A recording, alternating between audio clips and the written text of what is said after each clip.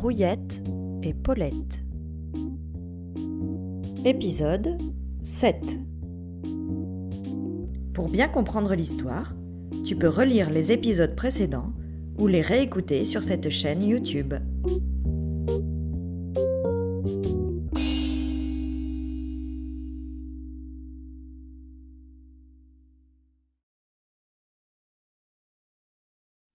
Paulette chuta lamentablement le bec dans la poussière.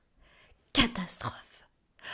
En un dixième de seconde, un silence de plomb s'abattit sur la basse-cour. Un dixième de seconde qui parut une éternité pour Grouillette. Figée, elle attendait une réaction de sa copine Paulette. Enfin, elle l'entendit gémir.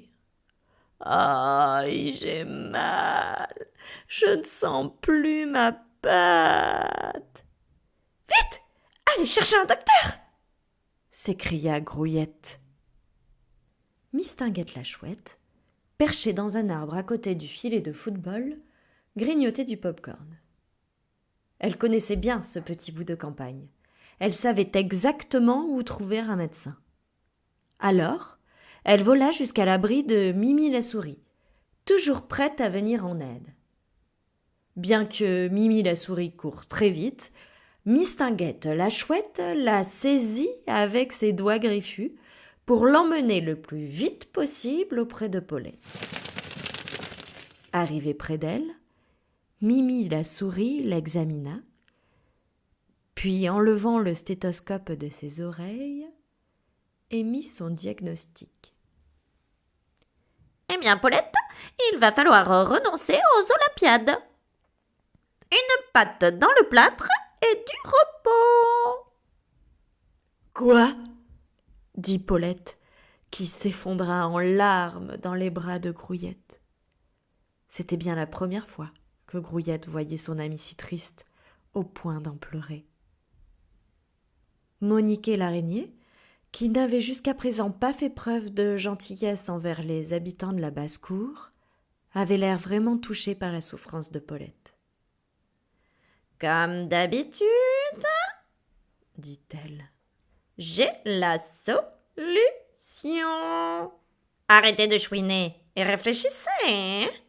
Ce n'est pas parce que Paulette a un handicap provisoire qu'elle ne va pas participer aux Olympiades.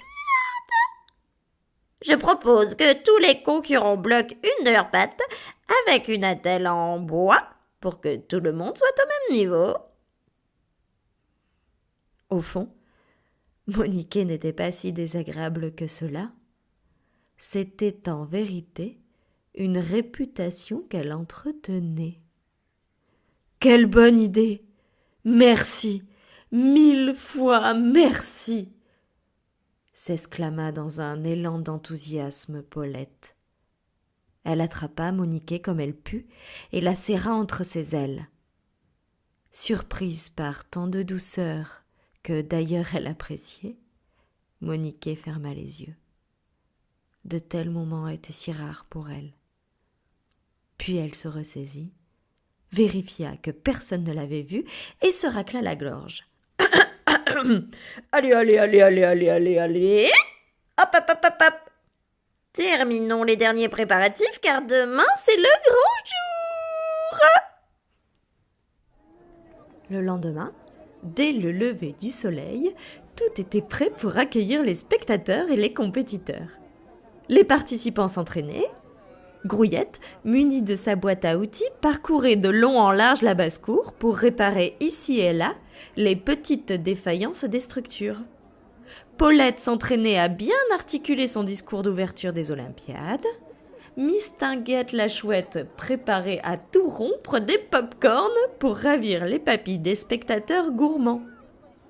Mimi la souris était en poste, prête à soigner les bobos éventuels. C'était l'effervescence. Enfin, arriva le moment tant attendu. L'orchestre lança l'hymne des Olympiades interfermes et les équipes défilèrent. Dans les tribunes, Le public en liesse redoubla ses applaudissements lorsqu'apparurent les équipes de basket et de foot avec Donald et Mario, les fameux amis chevaux, plusieurs fois médaillés pour leur performance. C'était formidable. Paulette se fit aider par ces deux grands gaillards pour monter sur l'estrade. Elle prononça son discours. Mesdames, Messieurs, bonjour. Je tiens à vous remercier chaleureusement pour votre présence. Ces Olympiades étaient un vrai pari. Nous sommes partis de rien avec mon ami Grouillette et nous avons dû faire face à une tempête qui a détruit tout ce que nous avions commencé à construire. Aujourd'hui, nous sommes fiers du chemin que nous avons parcouru. Nous tenons à remercier tous les habitants de la ferme qui se sont mobilisés pour que cet événement puisse se vivre. C'est avec une grande émotion que je déclare ouvertes les premières Olympiades interfermes de tous les temps. À ce moment précis, une ombre gigantesque assombrit progressivement la basse-cour et un bruit strident transperça les tympans des personnes présentes. Paulette, stupéfaite, leva les yeux au ciel.